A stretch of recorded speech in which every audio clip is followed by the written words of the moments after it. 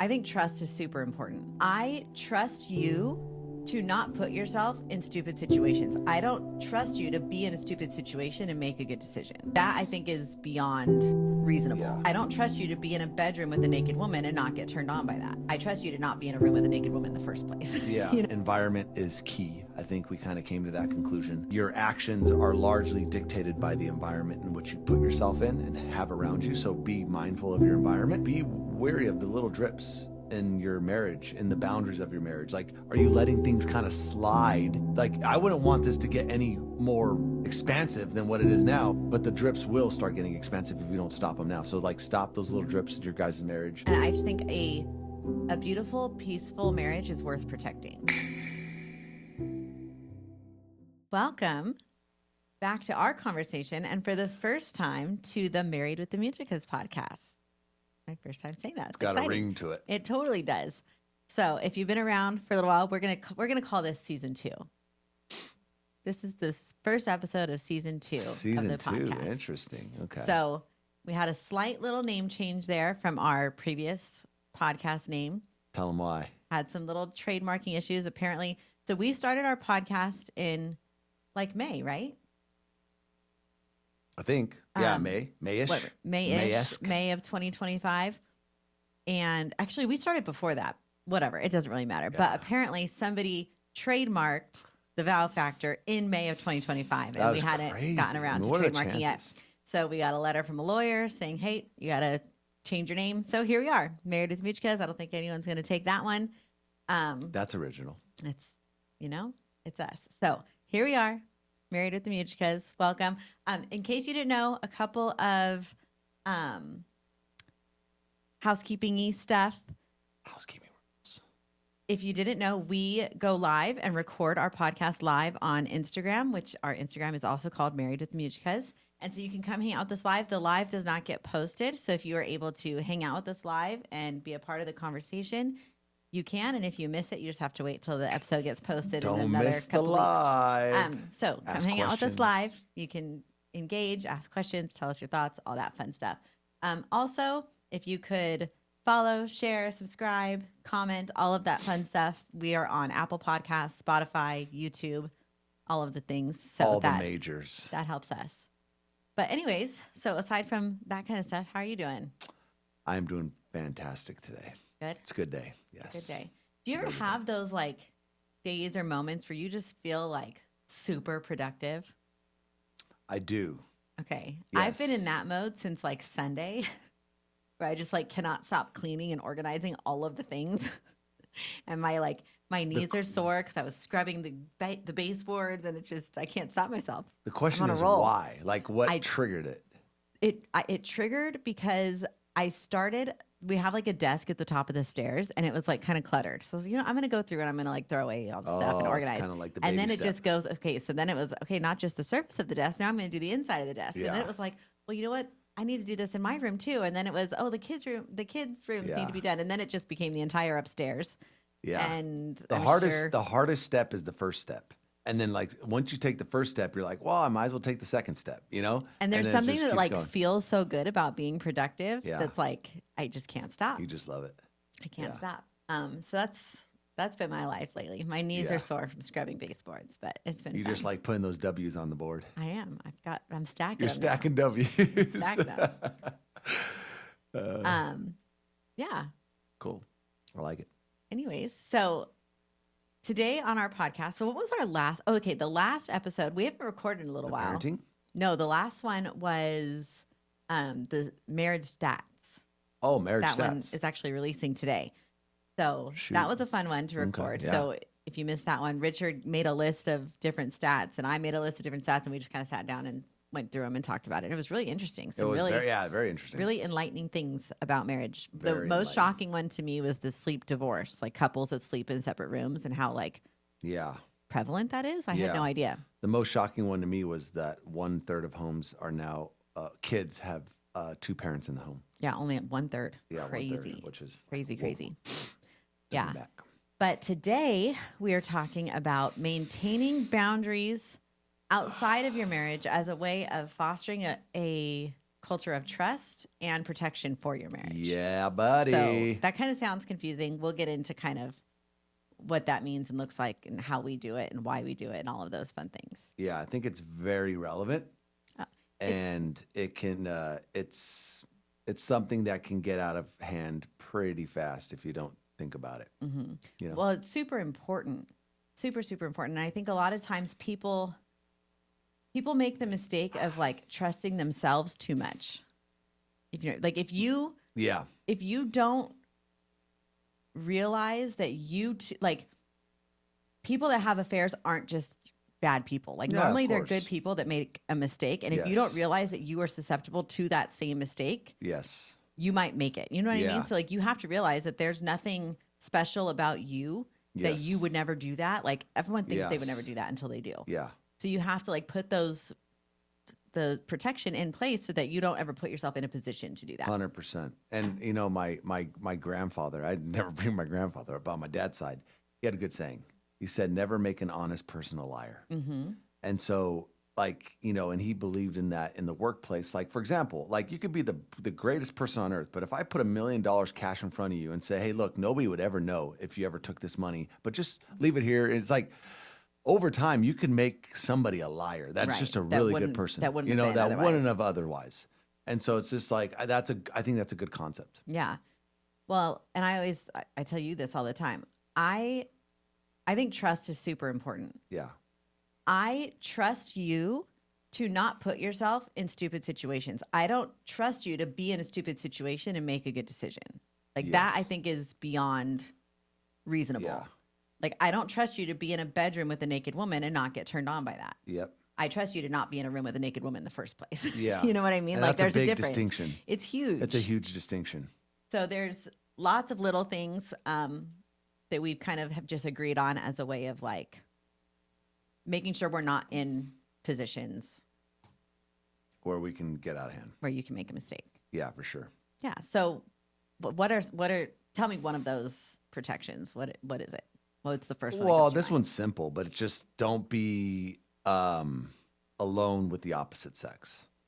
Right. So it's like don't go to Is lunch. one-on-one One on yeah. alone. Like that's what I mean by Okay, like that's- alone. yeah, I guess. Yeah, one on one with the opposite sex. So it's like, hey, if Rich has a dinner to, you know, we have female employees. In fact, the COO of our company is a female, and she's wonderful. I mean, she's a great She's person. great. But still, it's just like, hey, look, that's great, but just don't go out to dinner and go do a one-on-one meeting with, you know, the COO, even Yeah. though she's a wonderful, fantastic person. It's just like those are it's just a boundary. Right. And Right. that's not to say, like, we've taken her to dinner a lot. I love that. Yeah. But either like I'll go and her husband will come, or you go with a couple other people.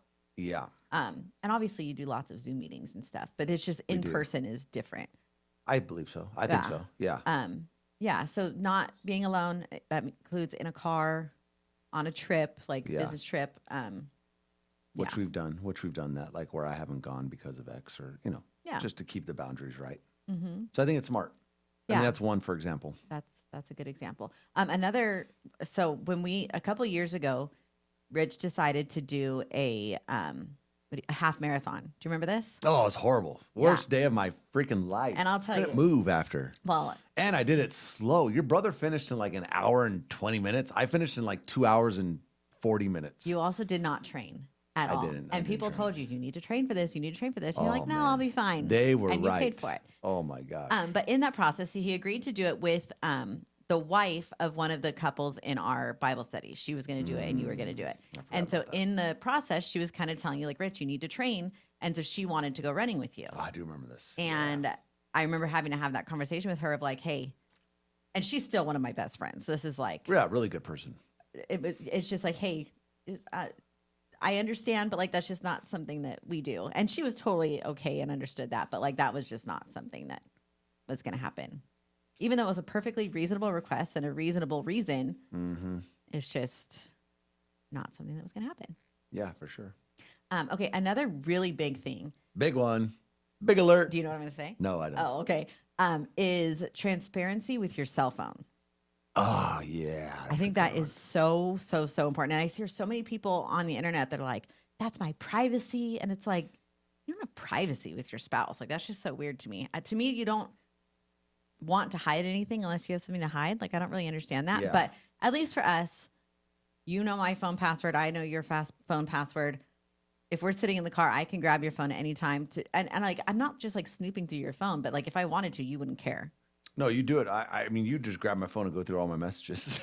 Well, okay. Yeah, and I know. I mean, again, I do. Yeah, you do. But like, and I also, would be curious to know if there's any other wives that do that with their husbands. But yes, but also it's a good practice. Richard. So on Richard's like personal Instagram is mostly like business and salesy stuff, but he has like 1 million followers, so he gets a lot of nonsense in his DMs and stuff. So I just kind of monitor those a little bit. But I have no problem with it. I mean, it is like, that's smart. Why not? Like, you would do it to your kids, right? And you're not my child. Yeah. But meaning the reason why is because you're just adding accountability. Right. And the fact that you don't have any like visceral reaction when I grab your phone just enforces trust to me that like there's nothing I need to worry about on this thing. You know, if you were kind of like bristly whenever I grabbed your phone, I would kind of wonder like, okay, what's in here that he doesn't want me to see? Yeah. So I think that transparency is really important. Yeah. On that topic, you know Matthew McConaughey. Mm-hmm. So this was probably about three. All right. Yeah, all right. He's a good looking dude. So about 4 years ago, I was listening to Matthew McConaughey in a book, and in the book he says that, you know, what I try to do is I don't want to leave crumbs behind in my life, and the little crumbs are the things that people that I'm worried that they might pick up along the way. Like, hey, you know what? A perfect example is like an affair, or you're flirting with girls, or you have stuff on your phone. These are little crumbs that you leave behind in your life that you're always kind of worried about. Who's going to pick it up? Who's going to pick up that crumb? Who's going to find that crumb? Who's going to do? And he's like, I've lived my life in a way where I don't want to leave the crumbs behind. Mm-hmm. And to your point, when it's like you grab my phone, if there was a crumb there, I would be afraid. I'd be like, dude, the crumbs are there. Like, I'd be afraid. I'd be panicked. And I think it's a good analogy, you know? Yeah. Just remove the crumbs in your life, and then you have nothing to be worried of. Like, doesn't matter if somebody grabs your phone. Doesn't matter if your wife calls you out. Doesn't matter. It's like, dude, I'm living my life the way it should be lived. Yeah. Well, you know? It's a biblical principle. In the book of Titus, he talks about living beyond reproach, that even if people around you accuse you of something, there's nothing there. Like, nobody will believe them because there's just nothing, like there's no crumbs. Yeah, exactly. That's super important. Yeah, it was good. It was a good analogy. That is. I like that. I never heard that before. But so what was it? Yeah, so grabbing my phone. Yeah, we have complete transparency there. Also, things like the Find My Friends app on your iPhone. Like, I follow you, you follow me, and I've never felt the need to be like, oh, where's Rich? Like, trying to catch you in something. But there's a ton of times where like I'm wondering, okay, when's Rich going to be home? Or like, it's just nice to have. And like you said, if you don't have anything to hide, why would you not have your spouse? But like, I don't know. The whole privacy argument in that doesn't hold any water to me. It's full transparency. Yeah. Another one is just bank accounts and money. Mm-hmm. You know, there's no hidden credit cards. It's not like you have your credit card, I have my credit card. Right. You know, type of deal. And like, I feel like so many people can kind of feel like, you know, but it's my money. Like, why does she need to know what I'm doing with it? And so you can take that approach if you want and like have your privacy and be miserable, or you can just like be transparent. And then like, I don't really understand why anyone would take that approach. I mean, look, with credit cards, it's a slippery slope. I mean, because again, it's just, I've heard a lot of horror stories with credit cards in marriages. Like what? Give me an example. Well, because look, what you can do with credit, you can go open up a credit card under your name and not have it show up. It would be on your credit report. It would not be on, I would never know. Like, you could go and just open it and start racking up stuff, and it's just, again, it's just a very slippery slope. So like for us, we use a service called, and anybody out there wants a budgeting app, I mean, there's so many of them. We use Rocket Money. That's what I know. You don't really look at it that much, but I keep track of all of our expenses on Rocket Money. And so I know where every month, every week, I know exactly how much is going out on spending, shopping, bills, utilities, groceries, everything. And I keep weekly trends. So I do this though because I want to know what the trend looks like. So if any time a trend gets out of line, it's like, okay, what happened? You there? recognize it, Yeah. yeah. And so that's just another form of accountability. And so I think these little things, having these little measures in place, especially around finances and making sure that you're on the same page, is very important. Mm-hmm. Okay. So that's one thing I wanted to talk about. I had sent you this reel last week or 2 weeks ago, the John Deloney one. Yeah. And he was talking about how, Workplace. yes, like 80% of affairs start in the workplace. Yes. And what was so fascinating about this to me is that it wasn't just a matter of like convenience or like environment. It was because you had two people working on a goal together and achieving it. And so if you don't have goals in your marriage that are being communicated and worked on together, but you have it at work with your whoever this person is, then you're in dangerous water, and you may not even realize it. But because we want to feel like we're effective in the world. Yeah. And so if you feel like you're effective with this person, Yes. but you and your wife, you just come home and it's just, yes. it's like, it's so important. It's a deep level of intimacy that you have with somebody when you have a shared vision and goal. And you know what I mean? purpose. And like, that just feels good. Like people are supposed to have that, but you're supposed to have it with your spouse. Yes. So I would really encourage you to go back to the Dreaming and Growing Together podcast. If you haven't sat down and had some, goal setting with your spouse. Yeah. That's a really important piece. Yeah, and I would take a big protection. Yeah, and I'm glad you brought that up because I would take inventory on that. Because if you were listening to this right now and you're like, you know what, I don't feel like me and my husband really have a shared goal. Well, which guess is probably what? vast majority. Which is maybe a vast majority. Guess what?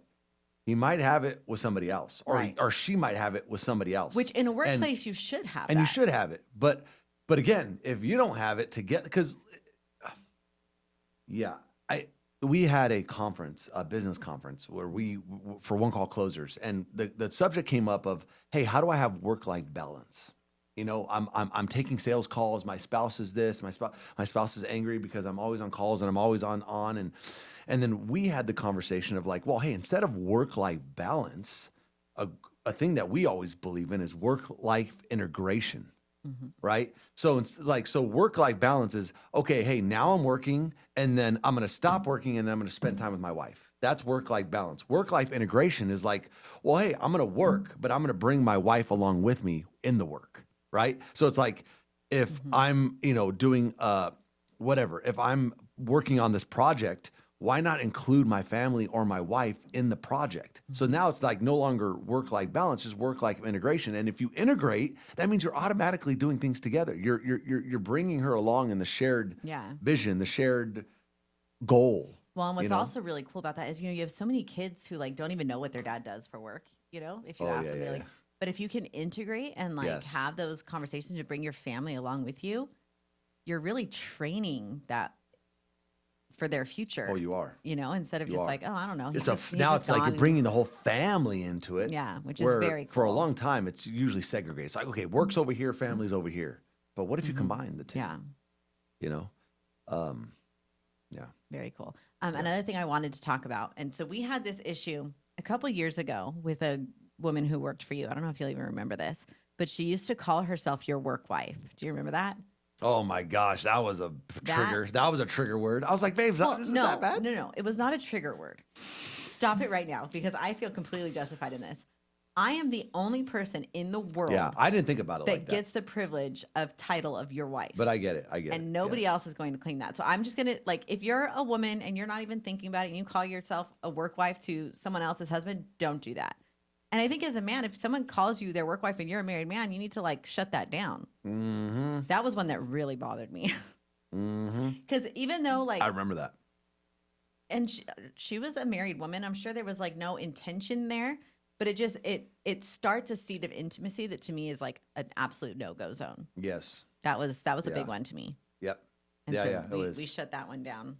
Well, she doesn't work for you anymore, so it doesn't matter. But yeah, and I think a cool way of looking at it is you got to identify the drips in your life, because the drips is what eventually fills the bucket. And if you don't stop the drips, the bucket can get away from you. And so I think that's what you're pretty good at. In that circumstance, it's I'm going to stop the drip right now, right before it becomes a major overflow. Yes.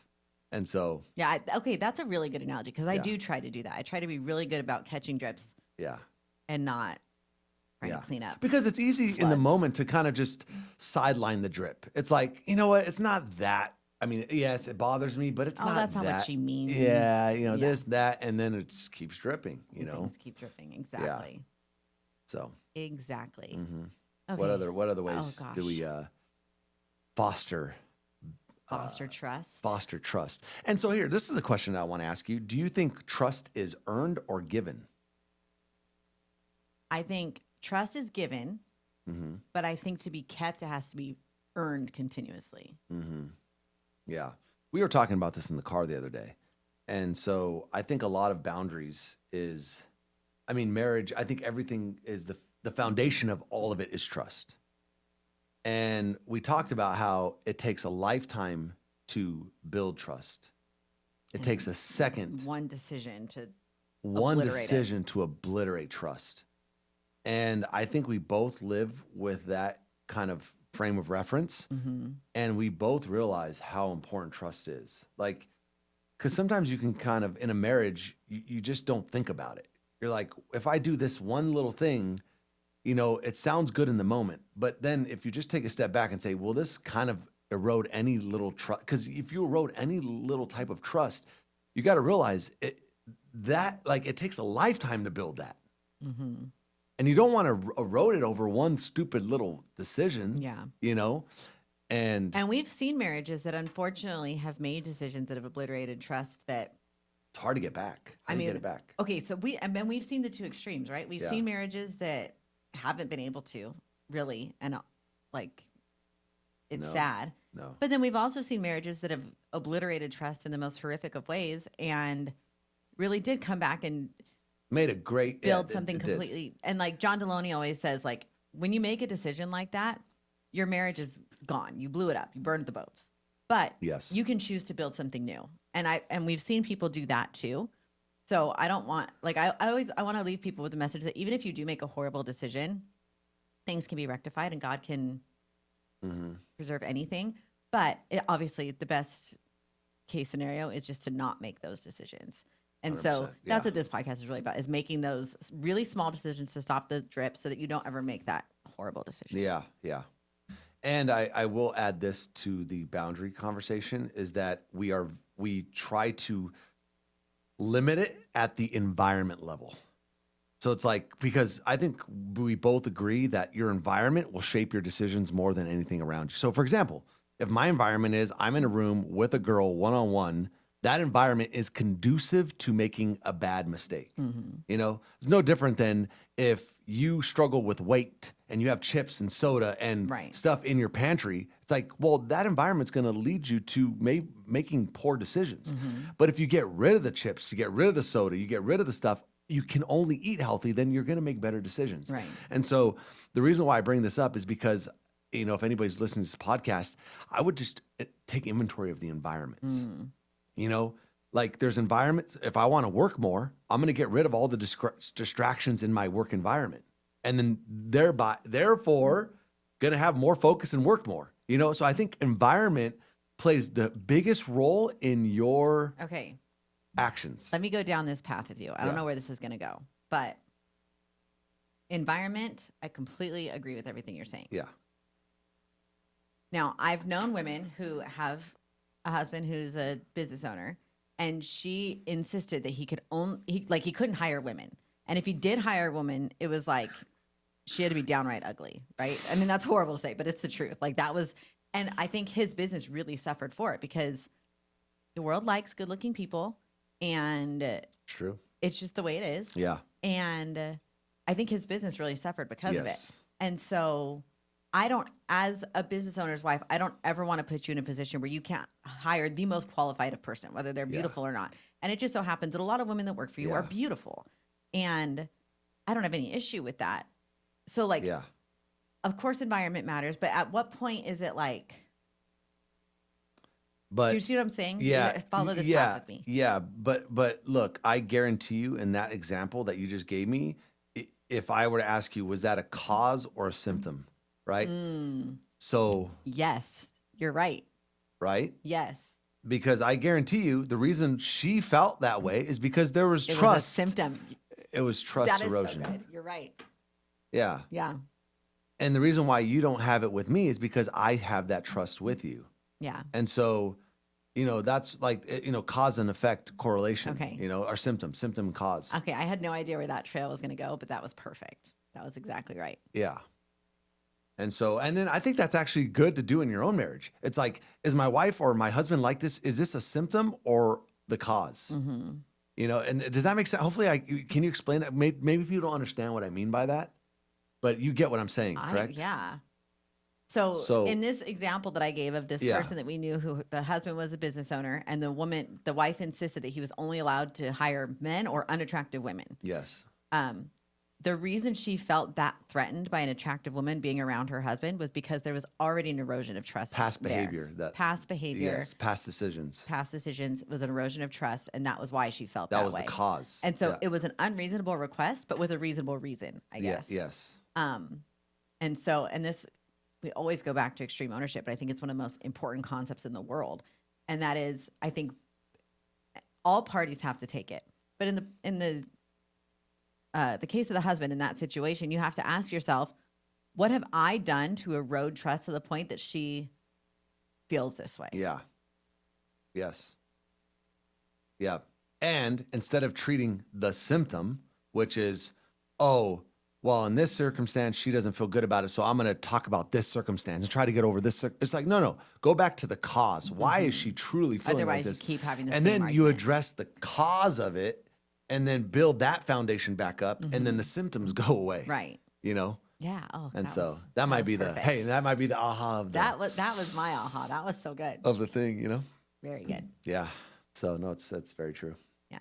Okay. So are there any other things that you can think of, either unspoken or things that we've talked about? Well, I mean, we kind of talked about this a little bit. But as far as the being above reproach, so that nobody could even accuse you of anything and it being believable, but being very, very mindful of the situations you put yourself in,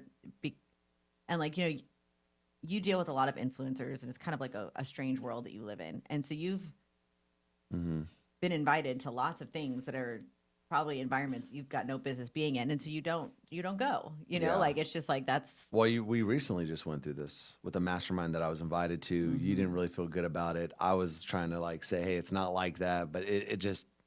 Anyway, I just didn't go. I just didn't go.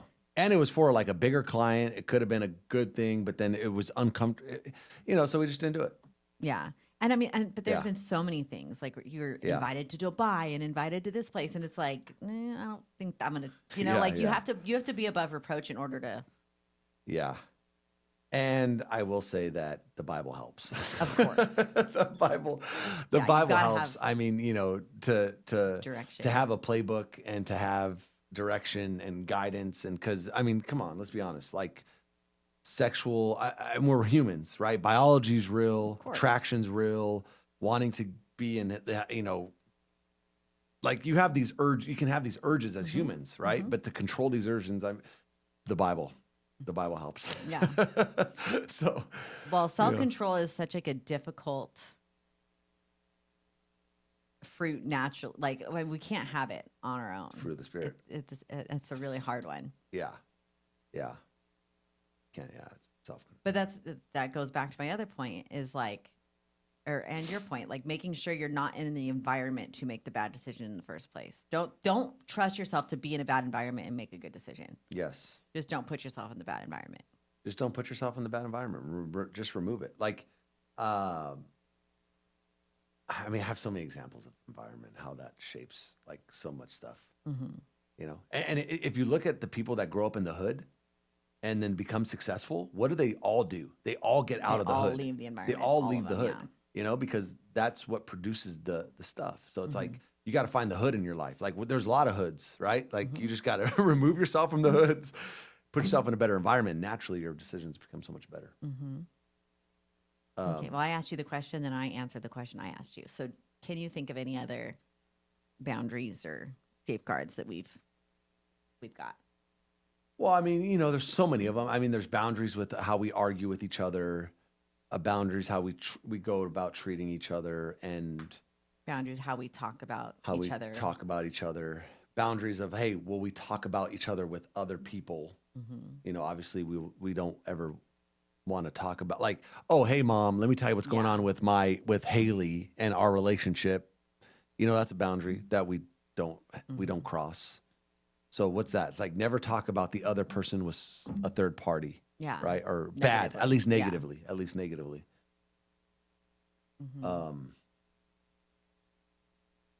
And so, yeah, boundaries with money. I mean, we can go into more specifics. Yeah. Well, I just think it's so like, I think people hear the word boundary and they automatically think like a prison. And I think it's so important to view boundaries. It's opposite. Right. Yeah. It's protection, but it's freedom, really, because there's nothing more free than like a marriage that's fully trusting and enjoyable and not stressful. Like there's so much freedom and breathing room in that, as opposed to a marriage that's stifling and argumentative and just, well, it's counterintuitive. Right. So the boundaries bring freedom in a lot of Jocko. ways. Yeah, Discipline Jocko. equals freedom. Discipline equals freedom. Love it. Can't argue with that. Yeah. I had, by the way, if you don't know who Jocko is, he's legit. You should look up Jocko Willink. Everyone knows who Jocko is. I mean, you would think, right? But hey, I actually got to meet Jocko. And I'll tell you a little story real quick. I got to meet Jocko.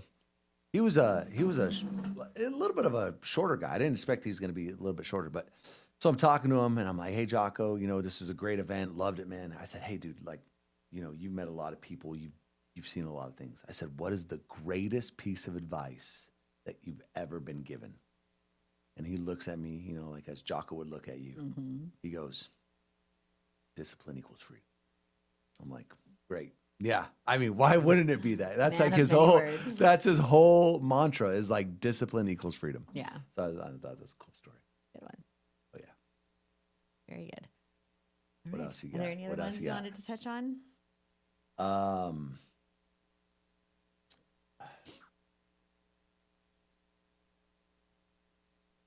Okay, so usually you make me do this. So go ahead and sum the episode up for us. Give us a little quick elevator ride summary. The elevator ride summary for keeping boundaries. Well, here's something too. I think also there's something to be said about, don't make mountains over molehills. So don't make stupid boundaries either. Yeah. Okay. So what would give me an example of a stupid boundary? I mean, maybe one is like, hey, you can't hire attractive women. That's kind of a stupid boundary. Yeah, a stupid boundary. I mean, I don't know. It's like, I don't want you going to the gym. Right. After 5, because all the girls go to the gym after 5 or something. I don't know. I think that, there's boundaries that maybe are. I think that can be stupid, but like you said, that can also be what'd you say last time? An environment thing? Well. Or what? You said it last time where it's not necessarily the cause, it's a symptom. Yeah. Like why would your wife feel that way? Yeah, why? And that's I think that is the point. Like, why would you feel like that? That don't make no sense. Yeah, unless it does make sense for her to feel like that, Yeah. So that's another maintaining freedom though, Yes, but also you need to realize like if you have made a mistake like maybe you flirted with a girl at the gym or she caught some text messages on your phone or she caught some pictures that you were sneaking at the gym or whatever, then maybe you need to take that effort yourself and be like, okay, I'm only going to go to the gym before 11 because this girl that I had this inappropriate conversation with goes in the afternoon, and so I'm not going to put myself in that environment anymore. Yeah, for sure. Because I'm protecting and honoring my wife. It's like you need to know if you've made those mistakes, what do you need to do to earn trust back? You know what I mean? So maybe you'd be better off just putting those boundaries on yourself than your wife having to do it and act like your mom. Yeah. Yeah. There was actually, now that I'm thinking back on this, there was a scenario years ago with a marriage, what I'm talking about, where it didn't turn into an affair, but there was a connection happening. And the reason why, and I just thought of this right now, but it's because they started talking about emotional things. So it was a guy, and they started talking about the problems in the marriage. Hey, I'm having problems with this. Oh, I'm having problems with that. They started connecting over problems, and it never turned into anything physical, but it was definitely Headed that way. headed that way, and there was calls being made and this and that. So I think that's another boundary. Oh, for sure. It's like, especially with the opposite sex, stay away from emotionally connection, like, talking about, oh, these are the things that I'm experiencing in my family right now. These are the problems I'm having with my kids. These are the things that I'm having over here. And then you guys are connecting over shared problems, shared, well, I would say like even just private conversations in general, outside of work, like probably shouldn't be happening. Like even like I've got a couple brothers-in-law, right? There's very, very few scenarios where I would even text one of my brothers-in-law without at least like looping my sister-in-law in on the conversation. Yeah, that's a good point. Like just because it's inappropriate. Yeah. Like I just. And it's a slippery and you might not think about it in the first conversation, right? It's like, a little drip. It's a drip. It's like, oh, hey, she just told me about what she was like, this little funky thing about her husband that she's kind of doesn't like. And then I kind of just told her, oh yeah, there's something I don't like about my wife or whatever.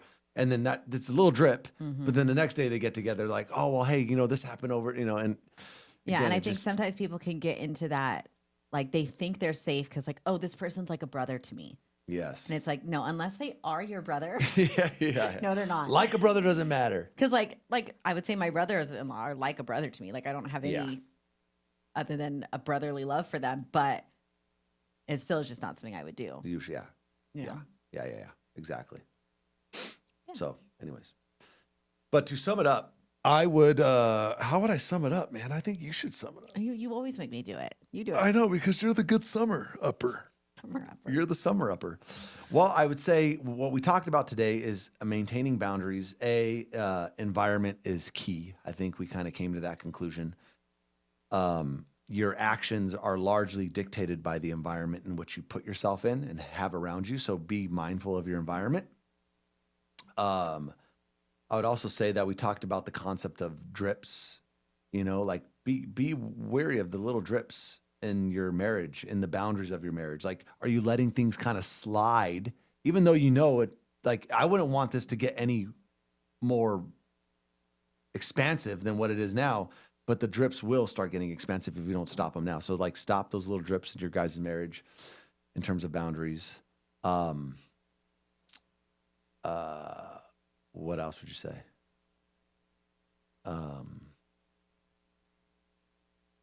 Set boundaries. Talk about the boundaries. And how would you put I think it? that's good. I should say just maintain them as a way of respecting and honoring your spouse. Yeah. Not because they're your parent, but because you respect them and honor them. Yeah.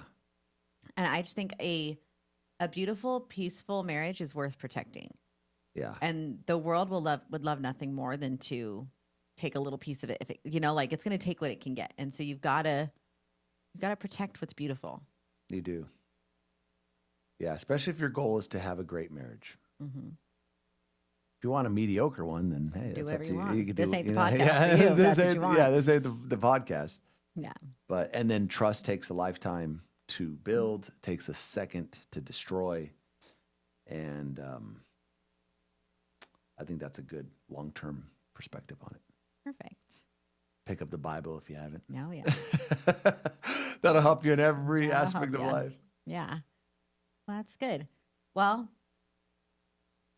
thank you. Here at Married with Mutukas, we really, truly believe that marriage is beautiful, that it's lovely, that it's worth pursuing. We hope that you guys can all enjoy and thrive in your marriages. And what's our little slogan? Keep it shaking, bacon. No. No, I'm joking. Building a marriage you love coming home to. Oh, yeah. Building and so we just a want to marriage encourage you all to do that. And thank you so much. That was fun. Perfect. I love it. Thank you. All righty. Love Bye-bye. you, babes. Love you.